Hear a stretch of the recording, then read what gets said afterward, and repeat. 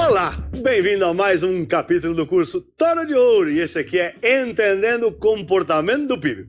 Uma variação do PIB diz muito sobre a economia do país. O PIB é uma medida de bem-estar da economia, dos seus indivíduos, tá? Normalmente, uma queda no PIB sinaliza que a economia está mais fraca, está passando por algum ajuste. E óbvio que para se avaliar se a economia vai bem ou se vai mal, a gente precisa analisar como está o rendimento de todos os participantes dessa economia. Um crescimento moderado, né, ele pode indicar que a economia está numa trajetória de recuperação, ou que a economia não consegue crescer com mais força e ela pode estar vulnerável a choques negativos. Já um crescimento mais expressivo do PIB indica uma economia que está expandindo acima do seu potencial e pode gerar inflação. Bom, mas apesar da intensidade da variação do PIB refletir muito, né, o estado de uma economia, as oscilações do PIB não podem ser analisadas isoladamente, principalmente se a gente for pensar em aplicações financeiras.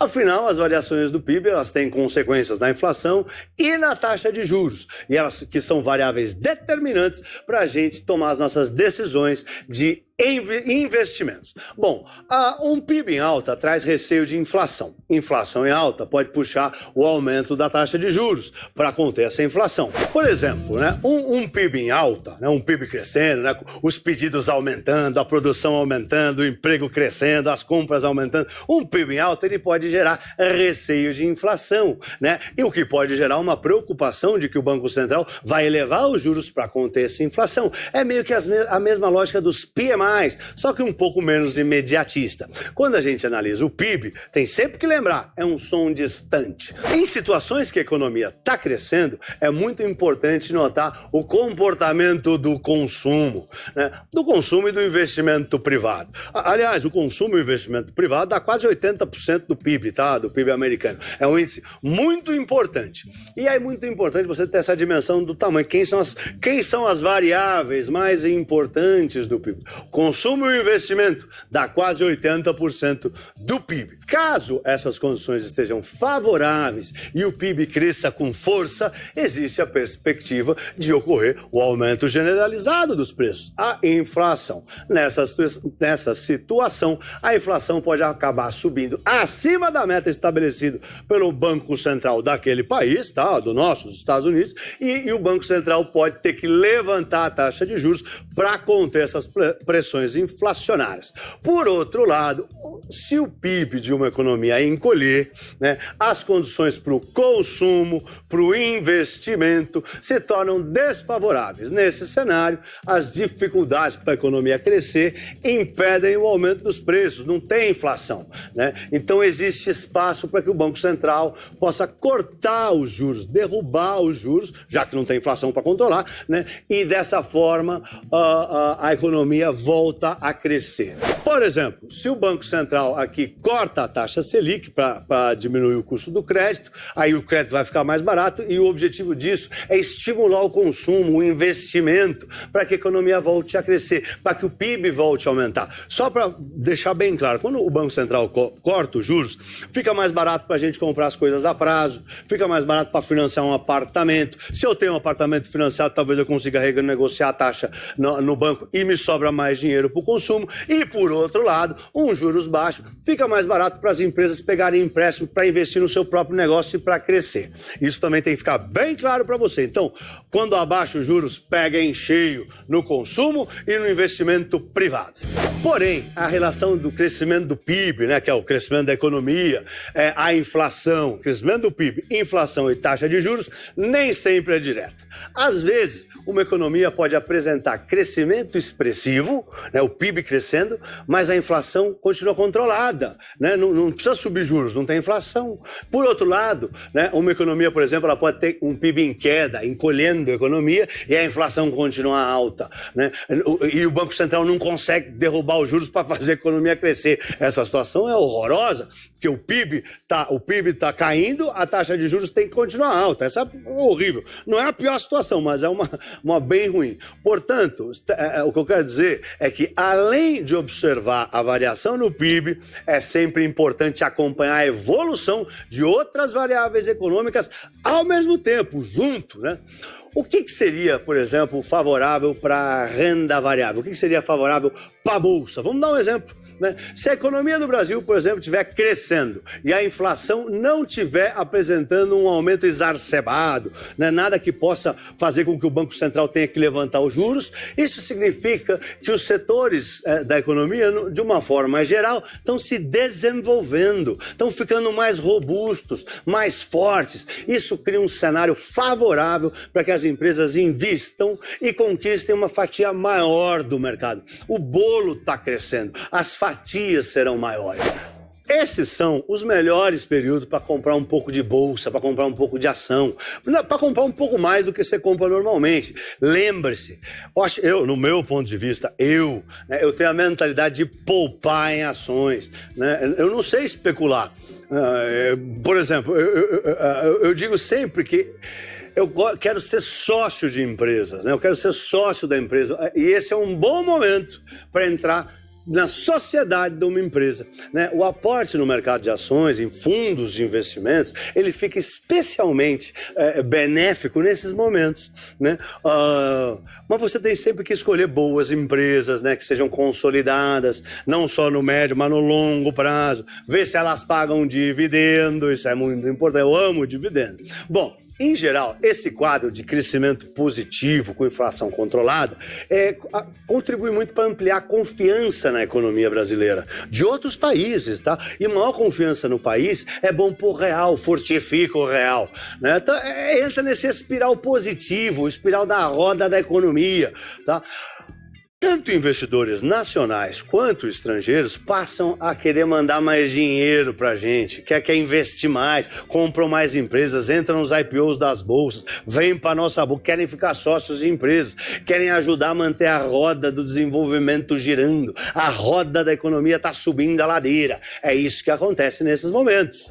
Vamos ver o outro lado da moeda, a queda no PIB, né? Quando a gente fala da influência do PIB nos investimentos, obviamente não dá para ignorar a relevância de um cenário do PIB encolhendo, ainda mais a gente aqui no Brasil, né, gente? Bom, um PIB que fica zerado, né, nulo, né, onde o país não cresceu nem encolheu, se chama estagnação econômica, que normalmente precede uma queda no PIB, tá? Geralmente, quando o PIB está crescendo, ninguém quer que o PIB vá a zero. Então, se o PIB foi a zero, foi sem querer. A não ser que o PIB esteja vindo do campo negativo, tá? Mas vindo do campo positivo, quando ele chega a zero, geralmente é sem querer. Quando o PIB fica estagnado no 0 a 0, o país falhou em aumentar as riquezas do país em relação ao ano passado, tá? Isso é estagnado. Quando o PIB encolhe, determina uma recessão, uma retração econômica. Nesse cenário, existem alguns comportamentos econômicos que tendem a se materializar. Por exemplo, né, como eu já disse, não é possível determinar a direção dessas mudanças só olhando a variação do PIB, né? A gente tem que olhar várias coisas juntos. Vamos analisar um cenário de diminuição, de queda da taxa de juros para fazer o PIB parar de cair. Tá? Bom, é importante lembrar que o consumo é o motor de qualquer economia. E para o PIB crescer, o consumo tem que estar melhorando. Bom, o consumo, como estamos falando, é a variável mais importante do PIB. E se o PIB está em retração, né, há indícios de que as famílias não estão consumindo o suficiente para manter a economia estável, para manter a roda da economia girando. E é por causa disso que o Banco Central tenta reverter essa situação, gradativamente diminuindo a taxa de juros, tá? Com taxas de juros mais baixas, uma parcela menor do nosso orçamento, do orçamento familiar, uma parcela menor é comprometido com pagamento de dívida, com um monte de coisa. Você libera o montante para o consumo. Taxa de juros mais baixa libera dinheiro para ser consumido. E também, né, os investimentos, como a gente já falou, os investimentos ficam mais baratos. As empresas, né, ficam com menos medo, tá? E nesse contexto, os investimentos pós-fixados perdem atratividade, enquanto os pré-fixados ficam mais interessantes. Você trava o juro, por exemplo, você compra lá um título pré-fixado a 14, o Banco Central corta o juro até 2, você está recebendo 14 ainda. Então, num cenário de que você espera que o Banco Central corte os juros, você trava o investimento no pré-fixado. Agora, vamos olhar um cenário de queda da inflação, né? A redução do consumo nas famílias, alinhada com a diminuição dos gastos do governo, por exemplo, e de redução do investimento, né? Estou dando um exemplo, né? Resulta numa redução da demanda de bens e capitais. Ninguém está comprando serviço, ninguém está comprando nada. Todo mundo está gastando pouco. Assim, com menos gente disposta a comprar os produtos, os serviços, né? A inflação tende a desacelerar. Em casos mais extremos, ela pode até entrar no terreno negativo. Não é o nosso caso, mas em casos mais extremos, pode ficar no terreno negativo. O que se chama deflação. Eu sei que a gente não conhece muito deflação, mas a deflação é uma diminuição generalizada dos preços na economia, né? Bom, no mundo dos investimentos, os títulos atrelados à inflação são, obviamente, os mais afetados nessa situação, né? Um exemplo é a NTNB, um título pós-fixado, cuja rentabilidade ela varia de acordo com a taxa de inflação. Já a diminuição do capital estrangeiro, a saída do dinheiro estrangeiro, resulta na alta do dólar, como aconteceu em 2019, 2020, né? O dólar subiu, ou o real caiu, como você quiser chamar, com um cenário econômico desfavorável, né?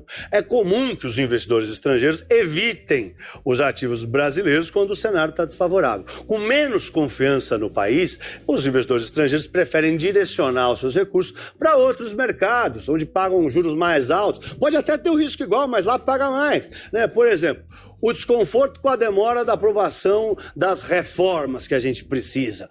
É claro que é parte da razão pela qual o dólar disparou para cima de 5, né?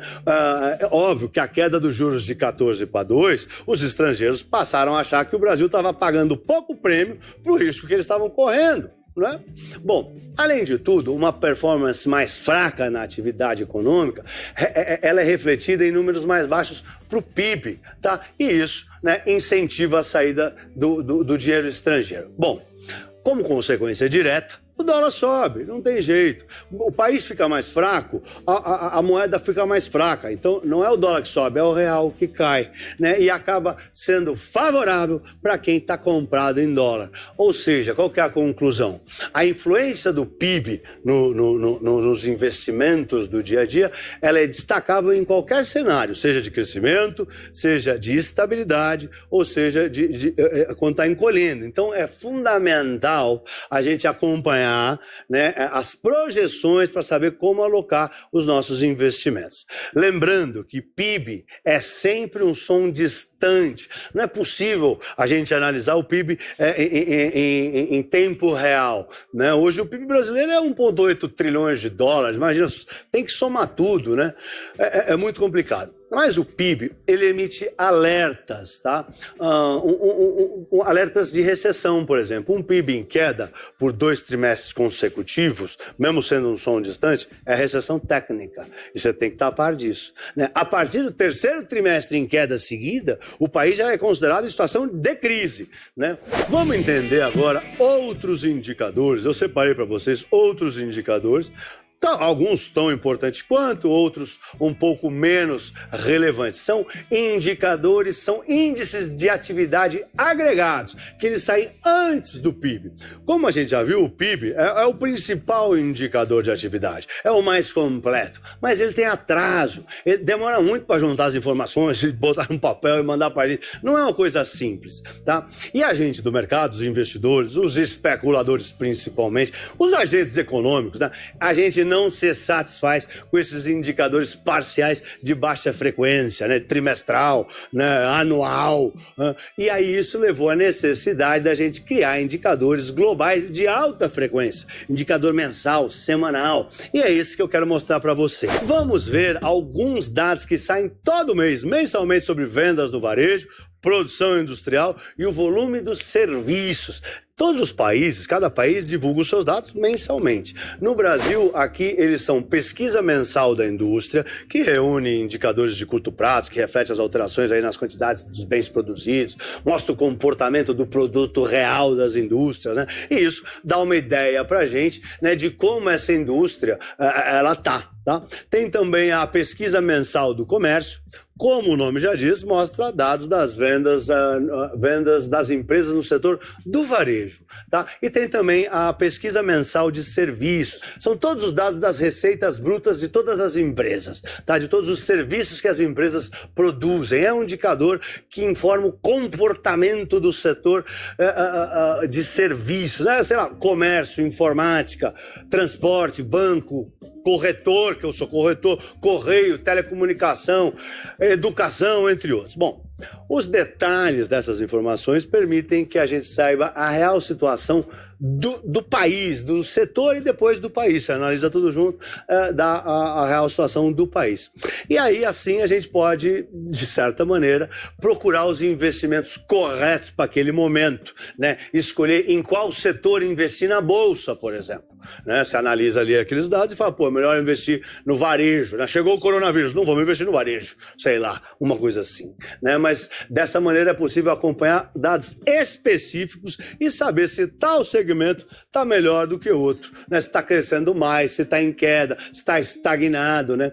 Bom, além dos dados dos setores no Brasil, o mercado também segue o desempenho de alguns setores nos Estados Unidos. Claro, eles são a maior economia do planeta. Bom, dentre eles, destaca-se o vendas no varejo. Vendas no varejo é muito importante lá nos Estados Unidos e para o mundo inteiro, tá? O Departamento do Comércio dos Estados Unidos divulga todo mês as vendas do varejo americano. As vendas do varejo são as vendas de todos os produtos, todos os serviços, produtos acabados e os serviços de todos os consumidores e de todas as empresas dos Estados Unidos. É um indicador importante do gasto do consumidor e também é correlacionado, obviamente, com a confiança do consumidor, né? E é considerado um indicador de ritmo da economia dos Estados Unidos. Só lembrando, eu vou ficar martelando, porque para entender macroeconomia tem que saber isso. O consumo ele é mais do que 65% do PIB americano, tá?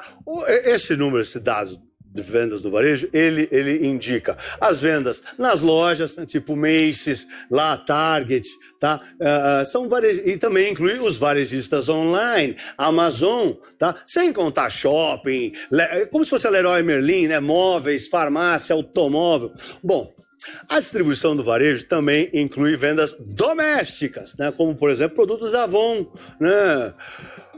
Varejistas de televisão, lá tem uma QVC nos Estados Unidos, seria, sei lá, Polishop, né? É muito interessante também você olhar as vendas no varejo ano contra ano. É importante ver como tá, porque isso mostra a diferença no PIB, não só mês contra mês. E a pergunta que todo mundo deve estar fazendo é como é que é as vendas, como é que é a reação dos mercados, né, para as vendas no varejo dos Estados Unidos. Quando as vendas vêm acima... Bom, acho que é meio lógico, né? Quando as vendas no varejo vêm acima do esperado, significa que o consumo acelerou, é algo bom para a economia americana. Logo, tende a puxar o dólar e a bolsa para cima. Essa vale mais a cartilha do investidor de longo prazo, tá? No caso do varejo. Então, quando as vendas do varejo vêm bem, né, ela puxa a bolsa para cima, porque todas as empresas listadas estão vendendo, vão lucrar mais, vão valer mais, toda aquela história, mas também é bom pro dólar, porque a economia está ficando robusta e os Estados Unidos vai crescer. Mas eu tô falando da bolsa americana e do dólar lá nos Estados Unidos. Então aqui, né, pela correlação, lá nos Estados Unidos, sobe a bolsa, tá? E sobe o dólar. Só que sobe a bolsa lá, é bom para nossa bolsa aqui, mas se sobe o dólar lá, é ruim para nossa moeda aqui. O dólar também sobe aqui. O dólar fica mais caro. Bom, por outro lado, se vender pouco, né, se o dado das vendas no varejo vier ruim, né, se vier negativo, vier menos do que a gente achava, ele vai ser considerado negativo para a economia, né, e vai ser ruim para o dólar e vai ser ruim para a bolsa. Então lá nos Estados Unidos vai cair o dólar e a bolsa. Se cai a bolsa lá, é ruim para a bolsa aqui. Mas se cai o dólar lá, é bom para a nossa moeda. Ainda a gente tem outros indicadores dos ciclos econômicos, tá? O IBC-BR, por exemplo, que é chamado de a prévia do PIB. O IBCBR, que é o Índice de Atividade Econômica do Banco Central, né, ele é um índice antecedente da evolução da atividade econômica de um país, do Brasil, desculpa, né, e é através das estimativas para a agropecuária, para a indústria, o setor de serviços, bem como os impostos sobre os produtos, tá? Esse índice, ele sai todo mês e ele antevê o PIB. Né? O PIB é um quadro, é um dado trimestral, é diferente, né? O IBCBR é todo mês, o PIB é trimestral.